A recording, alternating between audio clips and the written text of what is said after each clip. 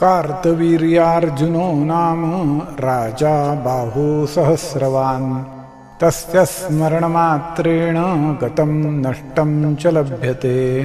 कार्तवीर्यार्जुनो नाम राजा बाहुसहस्रवान् तस्य स्मरणमात्रेण गतं नष्टं च लभ्यते। कार्तवीर्यार्जुनो नाम राजा बाहुसहस्रवान् तस्य स्मरणमात्रेण गतं नष्टं च लभ्यते। कार्तवीर्यार्जुनो नाम राजा बाहुसहस्रवान् तस्य स्मरणमात्रेण गतं नष्टं च लभ्यते। कार्तवीर्यार्जुनो नाम राजा बाहुसहस्रवान् तस्य स्मरणमात्रेण गतं नष्टं च लभ्यते। कार्तवीर्यार्जुनो नाम